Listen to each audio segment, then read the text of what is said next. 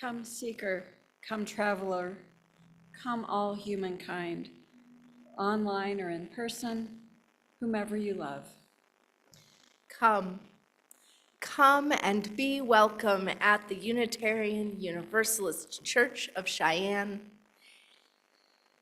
Excuse me.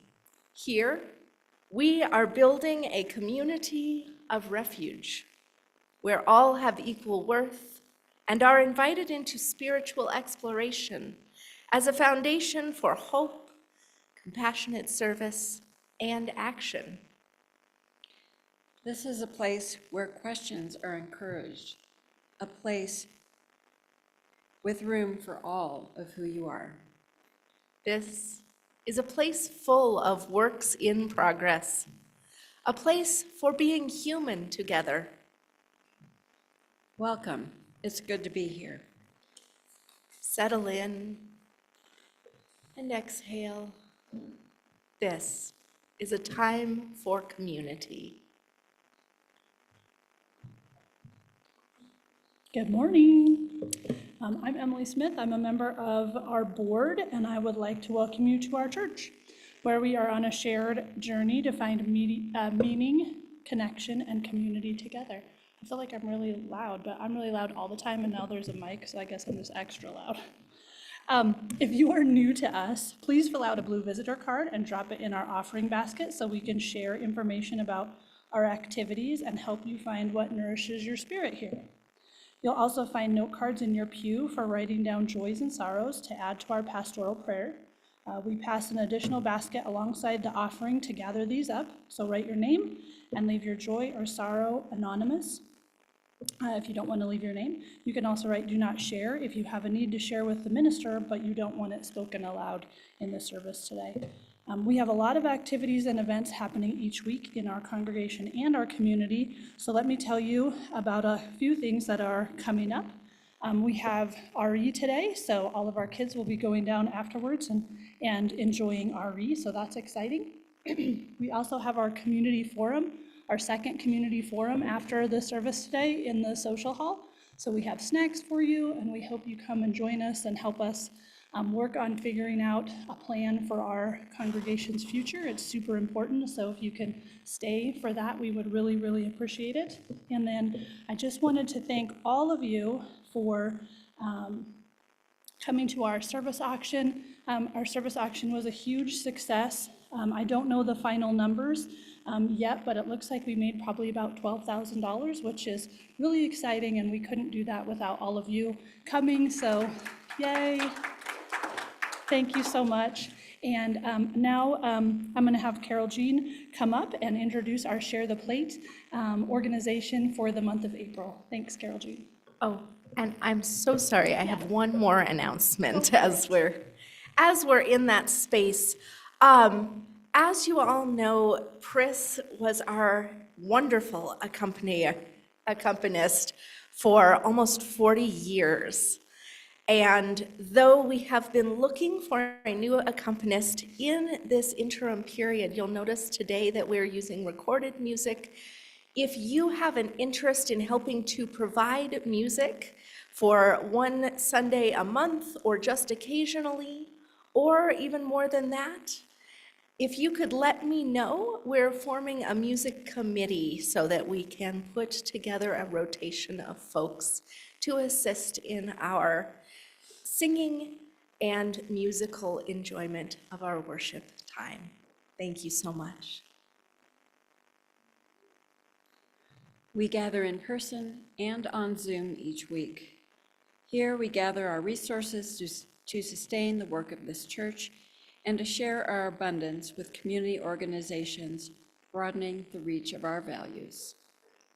You can find the text to give number in your order of service, or use the Realm app for electronic giving, or your Share the Plate offerings and pledges may also be dropped in baskets in a few moments as they pass. Our Share the Plate organization for this month is Bethel Outreach Ministries. Let's welcome Pat Graham, who's on the board of Bethel Outreach Ministries, to tell us a little bit about their work. Welcome, Pat.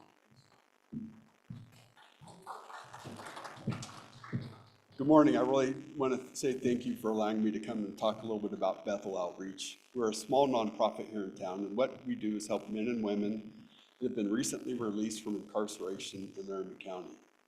As you can imagine, once you get out of jail, sometimes these folks don't even have a driver's license. And now they're supposed to find work, housing, support themselves, and it's very difficult. So Bethel, what we do is we treat this more as a handrail on the steps instead of a handout. We walk them through when they first get out. We'll help them get state ID so they can start looking for work. We'll provide them with a cell phone so they can actually get applications out there and find work. We give them rides, we help them with medical services, and once they are established with a job, we will also help with the deposit for housing for them. So it's really just a kind of a graduated program that could go for months and months with them. Our funds generally come from United Way and from great folks like yourselves that want to donate to our cause. Again, we're a small nonprofit. We budget on about $40,000 to $45,000 a year. But that money really does go a long ways with people who are just trying to get reacclimated back into society. So I just, again, thank you very much for letting me come, and I appreciate the time to speak with you today. Thanks.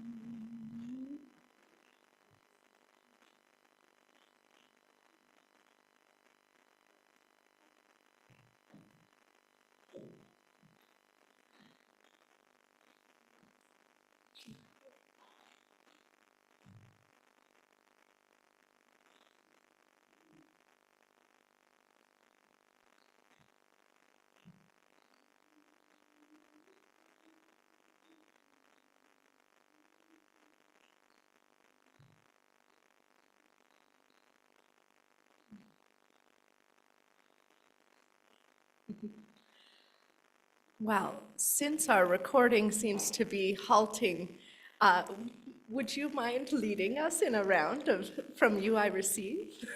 It's number 402 if you'd like to join in. And in this way, we will offer gratitude for our offering.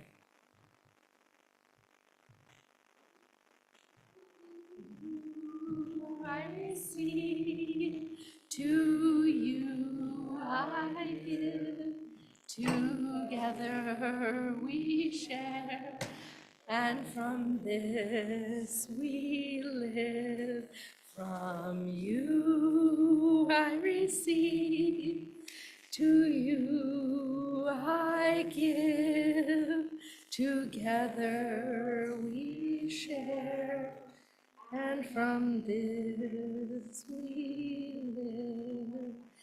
From you I receive, to you I give, together we share, and from this we live. Thank you all for that collaborative moment of song.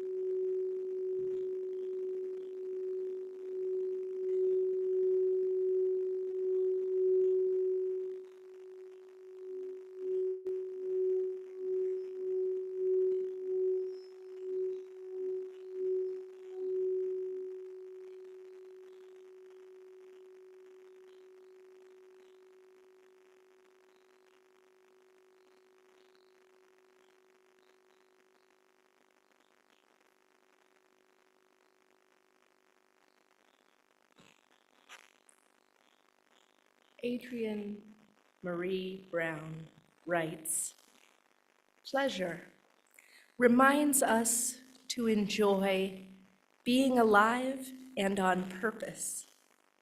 Pleasure, embodied, connected pleasure, is one of the ways we know that we are free. When we are free, that we are always free, that we always have the power to co-create the world.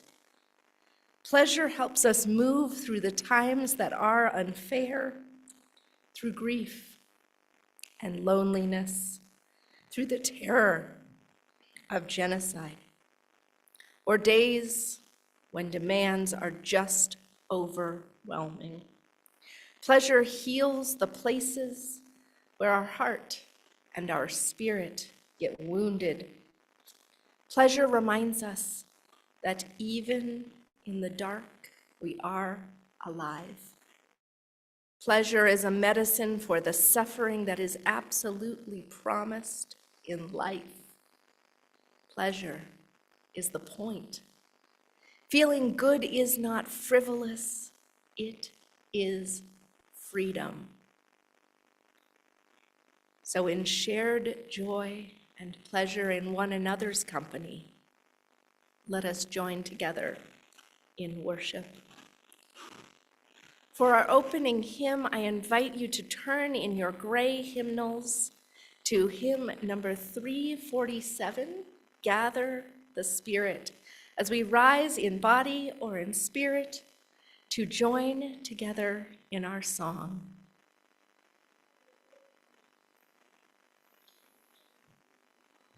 Gather in peace, gather in faith, gather in sympathy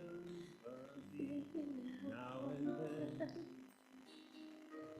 And can we turn that up just a bit? Thank you.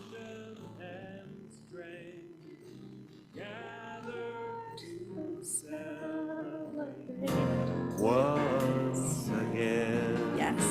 Gather the Spirit, harvest the power. Our separate fires will kindle one flame. Witness the mystery of this hour. Our trials in this light appear all the same. gather in peace, Gather in peace, gather in gather in thanks, gather in gather in sympathy now and then, gather in hope, gather in hope, compassion and strength, gather to celebrate once again. Gather the Spirit of heart and mind, seeds for the sowing are laid in store, nurtured in love and conscience refined, with body and spirit united once more. Gather in peace, gather in thanks, gather in sympathy now and then, gather in hope, compassion and strength, gather to celebrate once again. Gather the Spirit, growing in all. Sorry, key change. Drawn by the moon and fed by the sun. Winter to spring and summer to fall. The core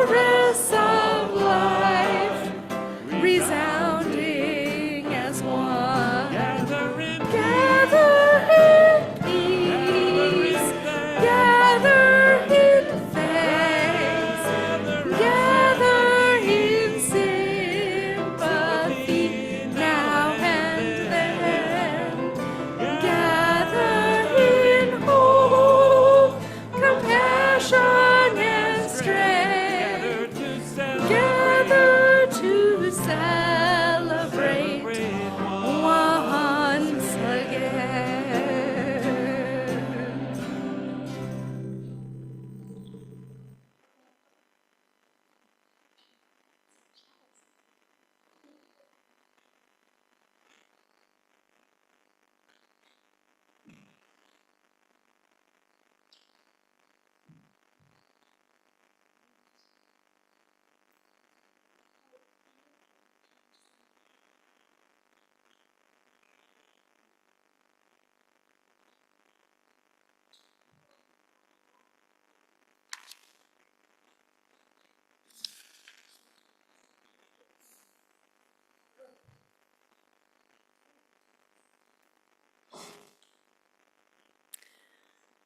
Our Desire is a Gift from the Stars by Laura Horton Ludwig. The word desire comes from the Latin desidere, to long for, but the Latin comes from the desidere, from the stars, from the stars. I find this extraordinary, to think that somehow our desire, our longing, is connected to the very stars in the sky. The stars which share their light with us across such impossible distances of time and space. The poets might say our desire is a gift from the stars and is ultimately for them, and the beauty and mystery and the creative fire and energy of which they are for us a sign. I'm reminded of the very last line of Dante's Divine Comedy. Dante, the great medieval poet, guided by his love for a human woman, Beatrice. In his imagination, his love and his longing for her lead him on a great journey, all the way to paradise, and to a final vision of the love which moves and connects all things. L'amour che move il sole e le altre stelle. The love that moves the sun and the other stars. This love that moves the sun and the stars is with you too, body and spirit, and with everything and everyone. If we can live out of that, the rest will take care of itself. Thank you. And now, if the young or the young at heart would like to join me on the chancel, at this time we invite you to share in the leadership of speaking our covenant in unison before our time for all ages.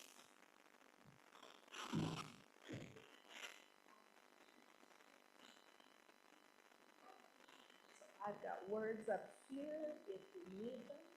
You all have words on the front cover of your order of service. We'll start with our most important word. Love is the spirit of this church, and service its cause. This is our covenant, to dwell together in peace, to seek truth, and to help others. And today, we'll have a seat. You might want to come in a little bit because we've got pictures, which is always kind of exciting. Thank you for bringing Jenkin along and our frogs and rats and owls and bunnies. Very nice. So today's story is Miles is the boss of his body. It's an important story for people of all ages. It says today was a special day. It was Miles's 6th birthday, and he bounced up the front steps after school excited to celebrate with his family. Miles could smell a yummy birthday cake baking in the oven. Very nice. You're the same age as Miles. He sniffed. Yeah, so there's Miles. He sniffed his way happily into the kitchen, where he ran into Grandpa. Yeah, so it sounds like he's turning 6. Come here to your old grandpa, Tiger. Miles loved his grandpa a lot, but he didn't love getting his cheeks pinched. Oh, happy birthday, you little old man. Does Miles look happy with that birthday? Not really. Then Miles's older brother, Scotty, walked into the kitchen. Hey! Yeah, his name is Scotty. He says, hey, is it still your birthday, Squirt? Mm-hmm. Miles tried to act cool. Scotty playfully grabbed Miles in a neck hold and started his big brother birthday tradition of birthday noogies, which Miles did not like. Miles was not a fan of birthday noogies. Hearing the scuffle, Mom entered the kitchen with little Max. Oh, boys, stop roughhousing. The pizza should be here any minute. Sounds like this is shaping up to be a good birthday food-wise. Woo, birthday pizza! Miles had been waiting all day for his favorite double meaty pepperoni, sausage, pineapple, hold the onions, extra cheesy birthday pizza. How many of you would enjoy that birthday pizza? Yeah. This is no. Which kind of pizza would you want for your birthday? What would you want? Cheese. Cheese. We've got a lot of extra cheesy, maybe less so on the pineapple. Pepperoni and sausage for some folks. I'd go for olives and artichokes. Pizza's controversial. So, we wouldn't put you on pizza, only the olives. Your Aunt Millie called and told me to give you a big birthday squeeze. Oh, Mom knelt down and hugged Miles super tight. Said Miles. Just then, Dad got home and excitedly lifted the birthday boy into the air. But Miles didn't want to be lifted. Please put me down, Dad. Thankfully, the doorbell rang. Birthday pizza! Yay!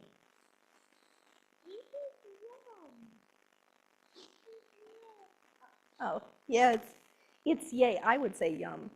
As Miles started running to the door, Max grabbed his shirt. Max, let go. I got you. Arg. Max held on tight as Miles struggled to answer the door. It was so frustrating. But when Miles did open the door, it wasn't birthday pizza after all. It was, what does that look like? It was a great big guy in a chicken suit saying, "Quack." Then the chicken began to sing and to dance. I'm the birthday chicken and I'm here to say, happy birthday, Miles, it's your special day. And they said, "Quack." I came here all the way from the old chicken coop. I came to make you laugh, so don't be chicken soup. Happy birthday, Miles. That was quite the birthday chicken. You see him dancing all around. Miles didn't quite know what to say to that. The chicken was definitely different. Thanks, birthday chicken? Sure thing. And every birthday boy gets a chicken tickle. Oh, but I don't like to be tickled. Then finally, the pizza arrived. Hey, little man. Hey, chicken. Did somebody order pizza? It's Miles's birthday, says the chicken. The pizza guy reached out to pat Miles on top of the head. Happy birthday, little ripper. By this time, Miles couldn't take it anymore. Everybody cut it out. Miles stormed inside to tell his family he had had enough. "Excuse me, please," says Miles. "I have something I want to say. It's my birthday, and I am tired of being pinched and noogied and hugged and too tight and picked up and grabbed and tickled and touched in ways that I don't like. I'm 6 years old, and I'm the boss of my body." And Miles stomped off angrily to his bedroom and shut the door. Whew. Miles felt confused. He really loved his family, but he didn't feel like they were respecting how he wanted to be treated. That made him upset. He asked, "Am I in trouble?"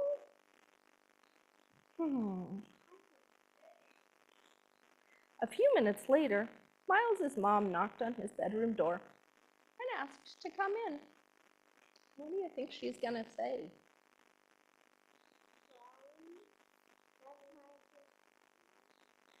You think she's gonna say sorry? I hope so. Let's find out. Miles wondered if he was in trouble, but his mom said, "No, we're here to tell you how proud we are of you. No one should ever touch you in ways you don't want to be touched. I'm sorry, dude." Like, dude, yeah. "But what if I don't want to hug or kiss someone?" asked Miles. "Can I just wave or maybe give a handshake to be polite instead?" His dad said, "You can decide whatever feels right, buddy." "Yeah, sounds like a plan," said his mother. The whole family gathered around the birthday cake to celebrate. Miles. Yeah, I guess the birthday chicken and the pizza guy are staying for the party. So, good for them. Proud to be the boss of his body, Miles stood tall, and he felt happy, so happy to know that his family loved and respected him. He couldn't imagine a greater birthday gift in the whole wide world. There's the chicken. What does the chicken say? Peacock. Happy birthday, Miles. And that's the end. Thank you. Yeah. So before we go back to our seats, have any of you ever had somebody hug or kiss or want to give you noogies, either on your birthday or another day when you didn't want it? Oh, maybe we could demonstrate on a stuffed animal. Do you think Jenkin would be okay with a demonstration noogie? No, well, we should respect Jenkin's body as well.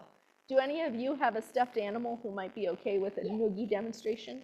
You think your owl would be? So a noogie is when someone rubs against your head and makes your hair go whoosh, whoosh, whoosh. And some people think it's fun or funny. But for a lot of people, they go, no, thank you. Yeah. Yeah, so that's really only a thing that we do when people say, I think that would be fun. And otherwise, do we give people noogies when they don't want them? No. Yeah, so today is an RE day, so we're going to go back to our seats right now, and then at the end of the worship service, I believe that Marlo will be helping us out with the flame, and we're going to go all the way downstairs for a whole RE lesson. But right now, it's time to head back to our seats because it's time for our pastoral prayer.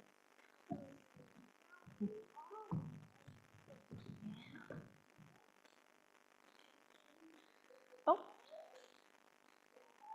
and I have someone's beautiful drawing that they might want to add to during the rest of service. Thank you.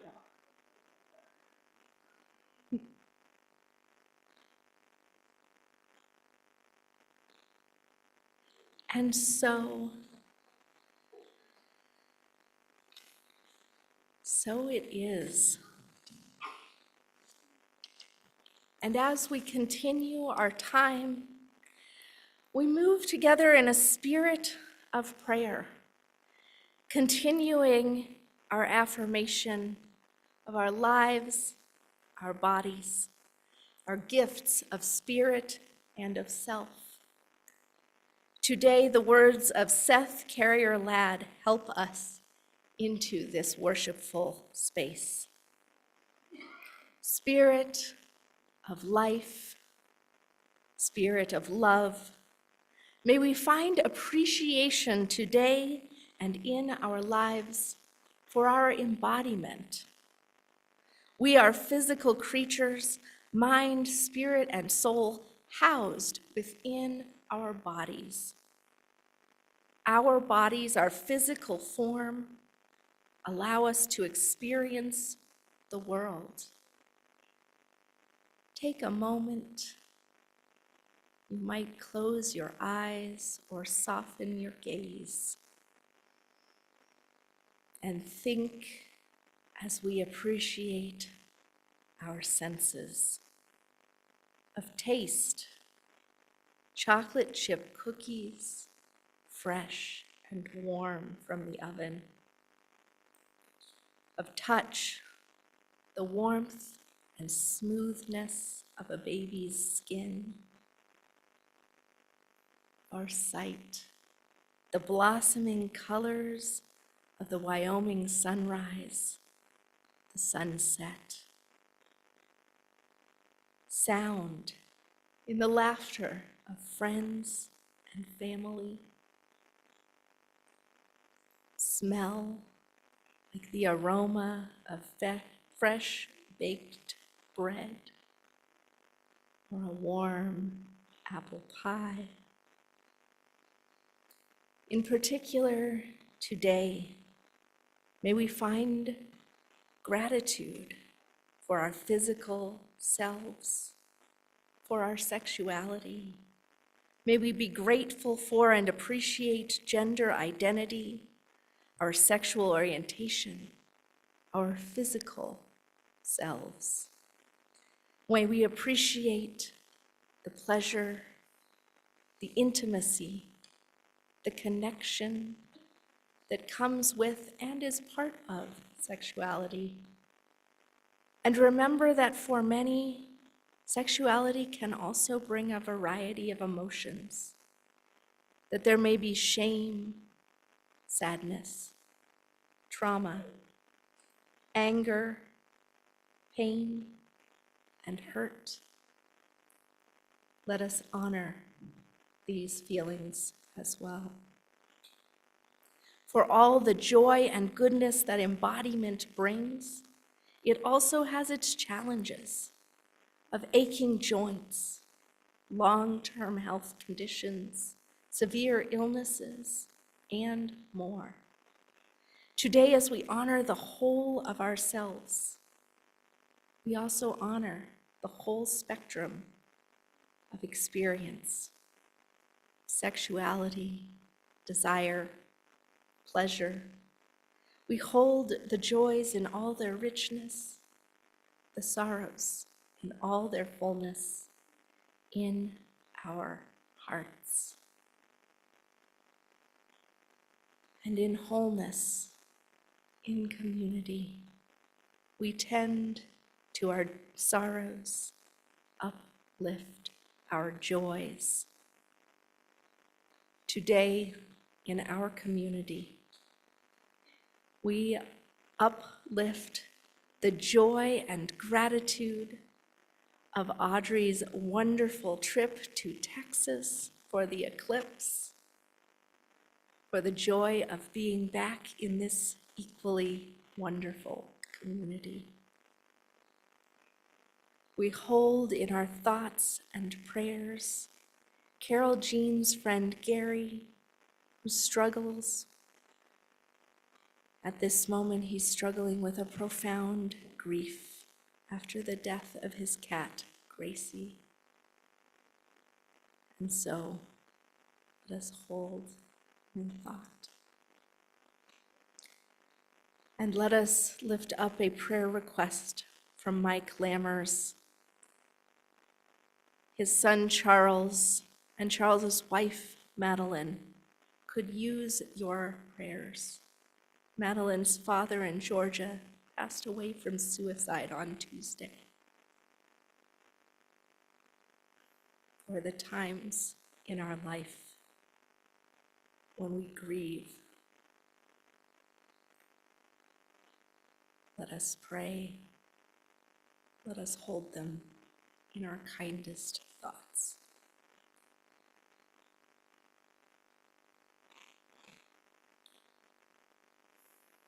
Farther from home, we hold in thought and prayer all those affected by flooding in the eastern side of this country, in Pennsylvania, Ohio, and West Virginia. We hold in our prayers the wider world, those of Palestine and Israel, and Ukraine and Russia, all those who wish for peace and are pained by violence.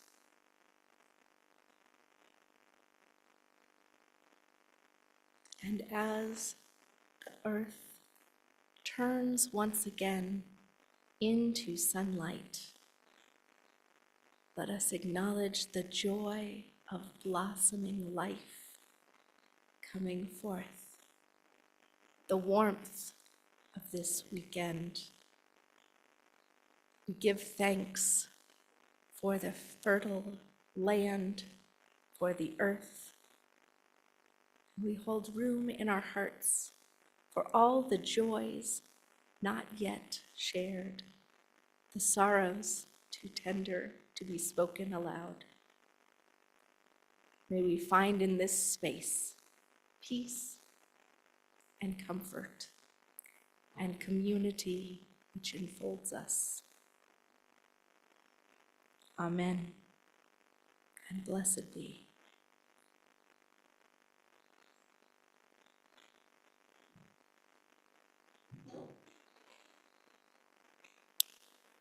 A Liberal Theology of Sexuality by Gretchen Haley. When we talk about a liberal theology, an ethic of sexuality, we need to start in our vulnerable, needy bodies in real life, in the struggle to navigate our embodied neediness with others in an embrace of the still possible mutual wholeness and transformation.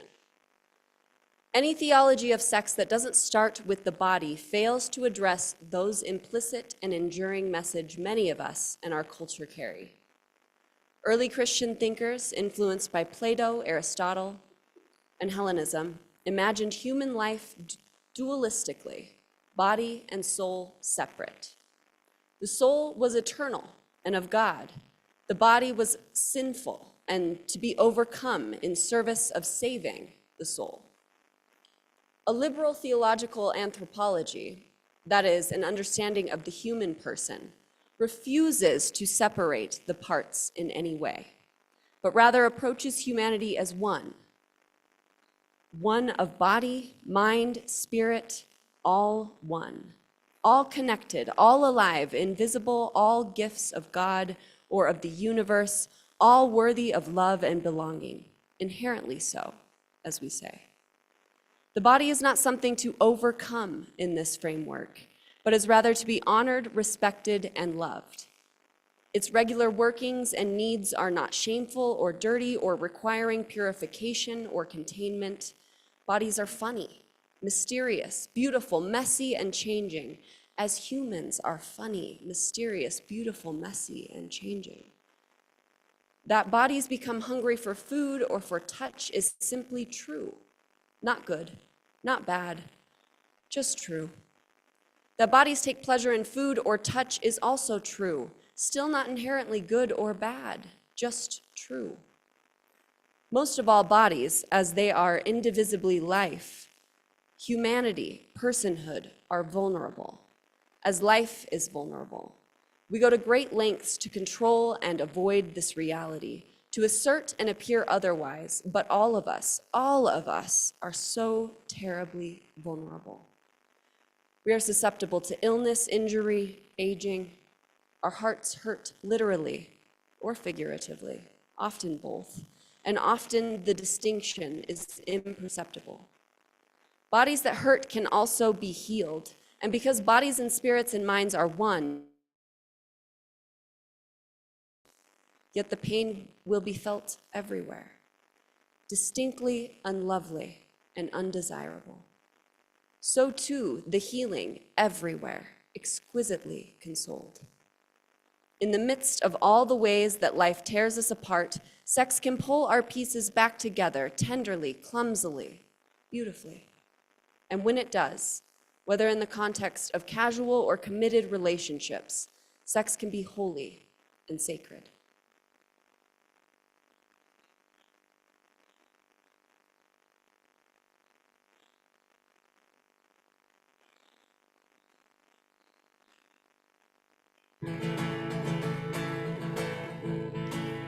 In the shelter of each other, in the shelter of our lives, we are open, we are dreaming, we are hopeful, we are wise, You know that many times the weight of the world crashes in. We feel angry and afraid. We start to lose our sense of hope, our sense of direction. Isolation, we have learned, will not bring much in return. If we truly cannot live as one. In the shelter of each other, in the shelter of our lives, we are open, we are dreaming, we are hopeful, we are wise. One more time, in the shelter. In the shelter of each other, in the shelter of our lives, we are open, we are dreaming, we are hopeful, we are wise, we are open,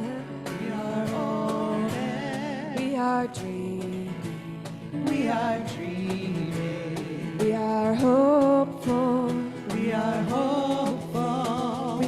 wise, we are wise.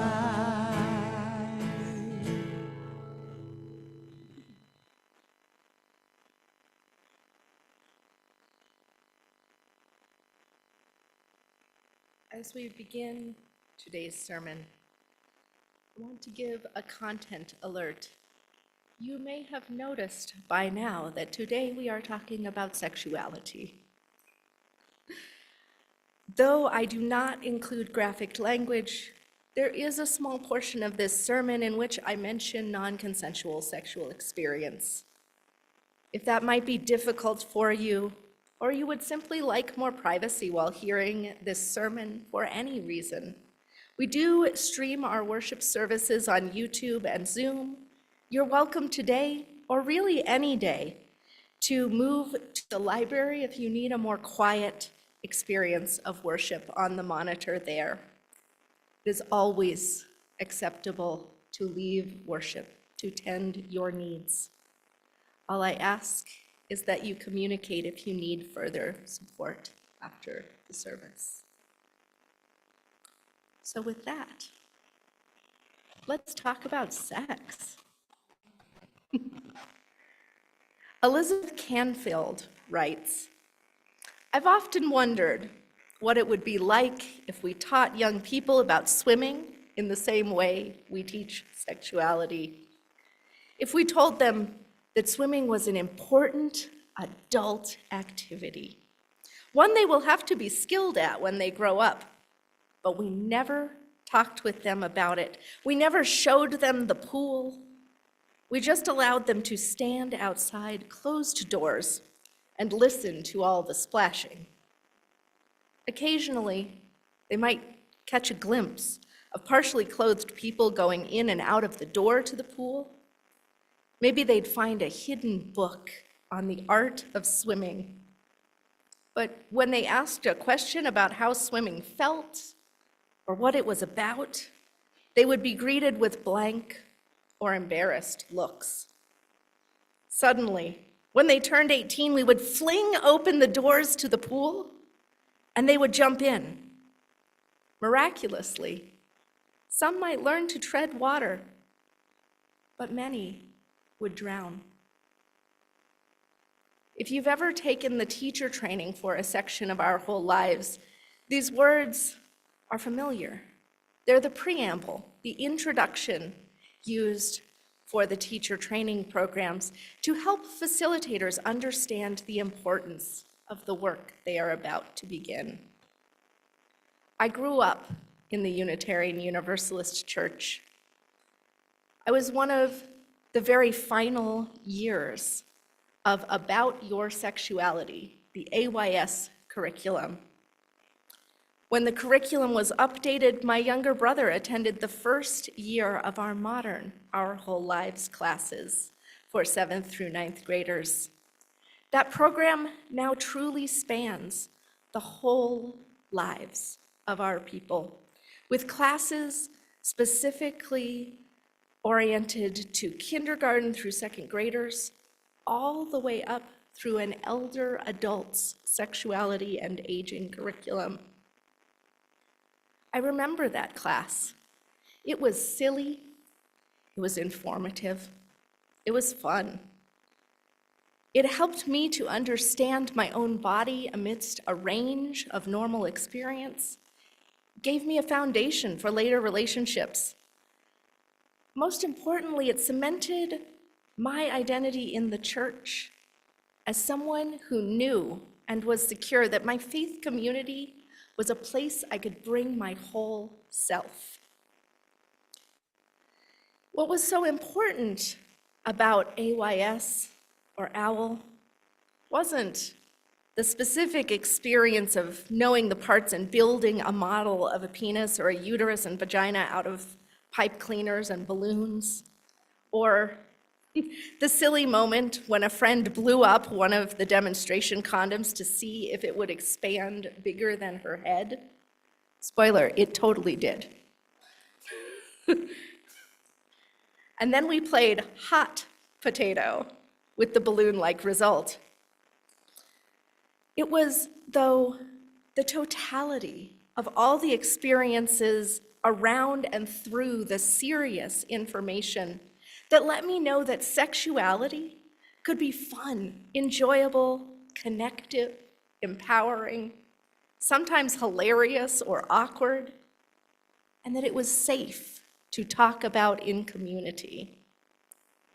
Too many children have been given messages that their bodies are a source of shame or embarrassment, that there is some part of their essential self that needs to be hidden and not talked about.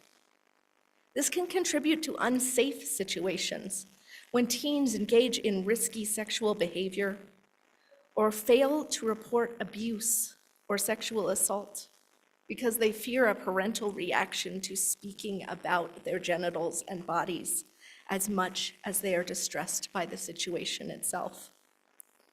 So a part of our whole lives curriculum, even before children enter the classroom for the first time, is a required session for parents and guardians to help the people responsible for those children come to terms with their own learning and become safe teachers, safe confidants.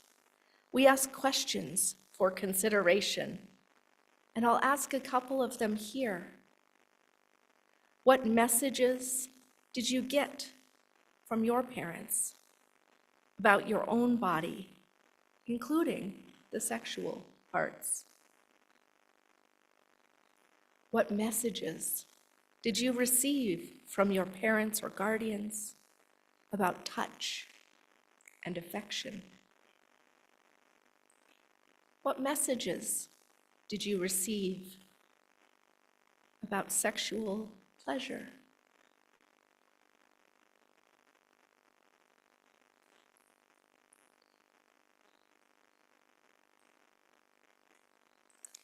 Thinking about these questions can bring up a lot for many of us. Some good, some neutral, some difficult, some wholly absent. After having taken AYS myself, feeling the power of comprehensive, values-based sexuality education in my own life, I committed to getting trained, teaching OWL myself in several UU churches and communities. I also reworked some of the OWL information into a consent education workshop, which we used as part of an Appalachia-wide mountain justice training series. When college students would come out for spring break, volunteering across Appalachia in the coal fields, we would teach this class. Too often, I heard stories afterwards from those students saying thank you for this information, and then saying, now that I know how consent is supposed to work, I think I may have been assaulted. Can we talk? I always wished that those adults had been given the information sooner. They could have had such a different experience. It often wasn't that they had had a violent experience, but they didn't know how to ask questions or set boundaries with partners, didn't even know how to identify when they needed to have a conversation or speak up about discomfort or pain, instead of wondering silently if this was just how things were supposed to be in a relationship. We should be having enjoyable, pleasurable experiences in and with our bodies throughout our entire lives. As Unitarian Universalists, we know that we are of the earth, that pleasure is a basic impulse common throughout the animal kingdom.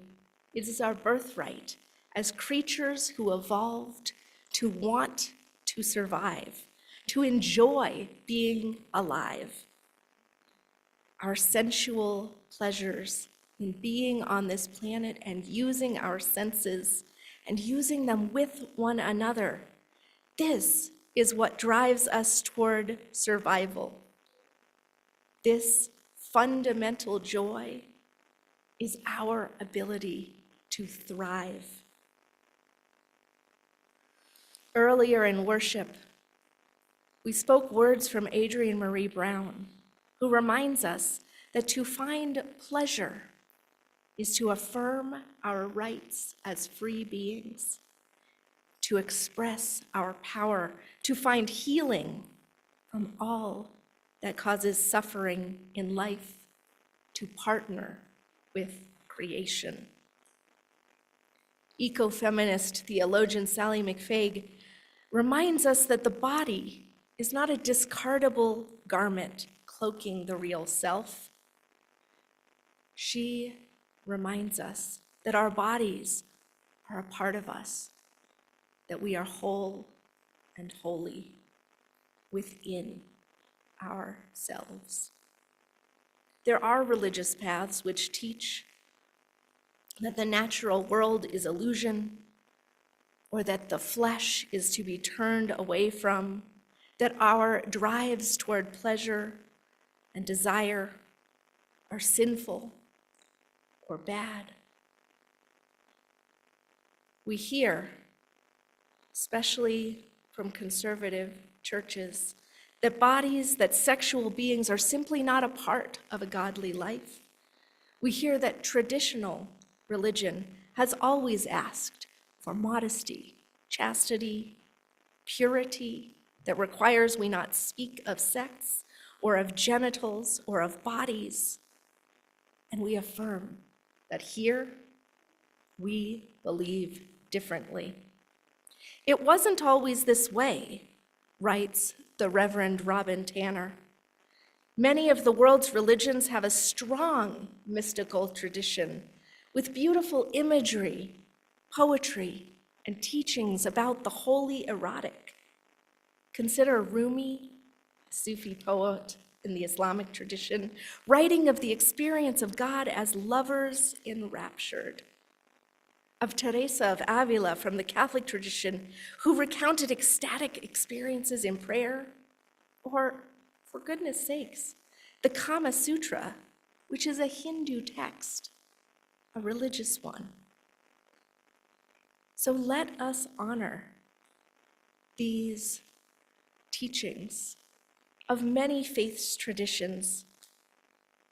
Honor Solomon, writer of the Song of Songs, who wrote of the beauty of bodies, part of our own Jewish and Christian traditions. Song of Songs speaks of how in 7:6 through 12, how beautiful you are and how pleasing, my love, with your delights. Your stature is like that of the palm. Your breasts are like clusters of fruits. I said, I will climb the palm tree.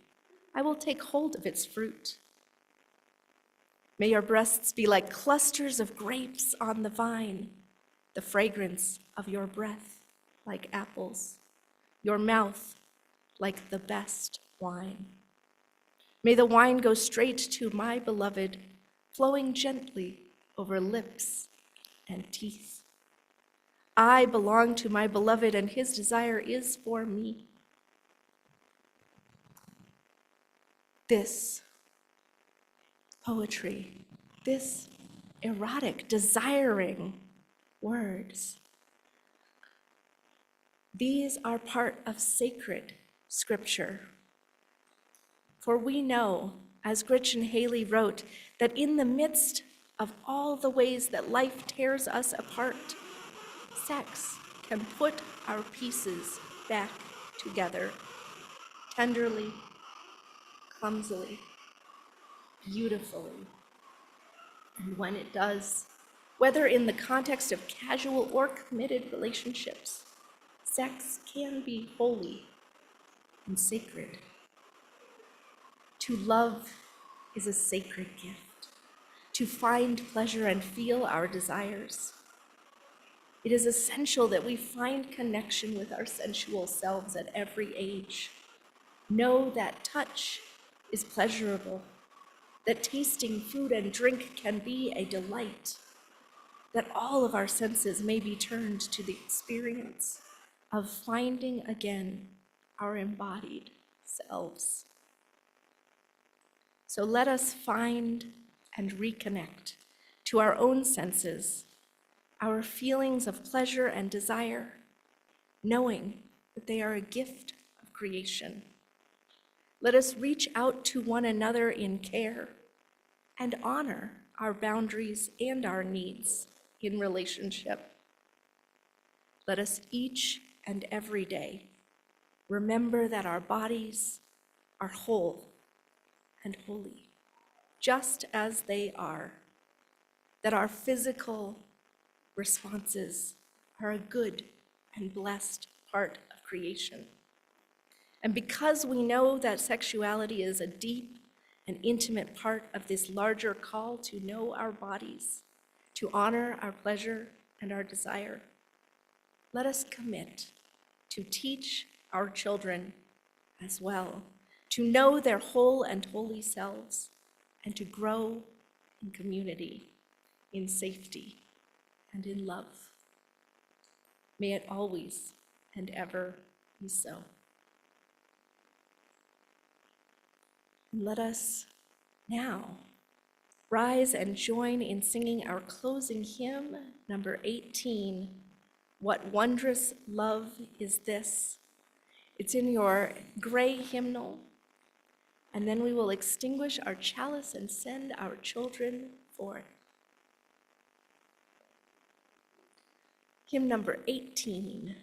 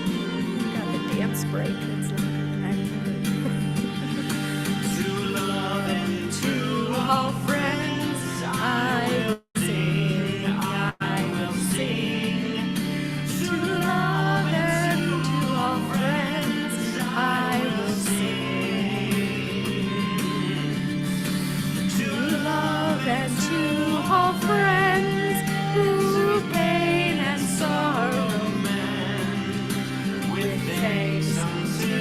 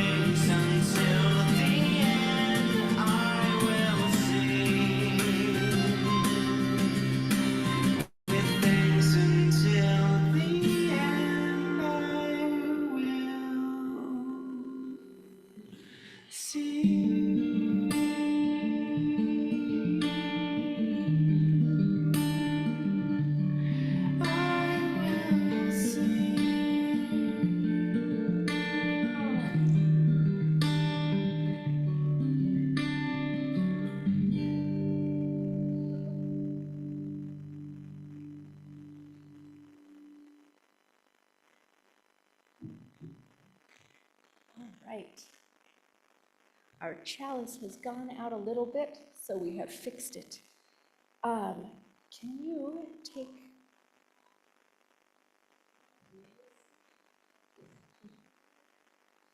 and help us extinguish our chalice flame and our extra flame there as we speak in unison?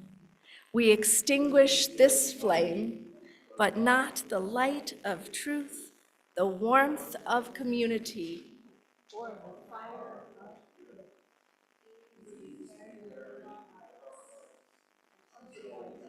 together again. And now I invite you to turn toward the center aisle as we sing our children out to their class with words printed on the back of your worship insert. And remember as you go the lessons we have learned together, to seek the light of truth, to tend the fire of caring, always returning to the warmth of this community.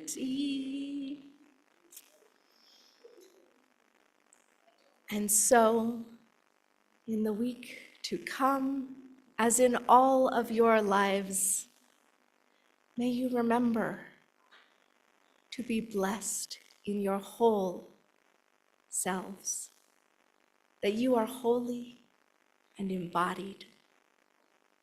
And also that if you are a parent of a child who will be in kindergarten through second grade or in 7th through 9th grade this fall, that you should sign up on the OWL registration if you would like them to be included in our classes. I don't usually end with an announcement, but I think it's really important. Many blessings in your whole selves. Amen.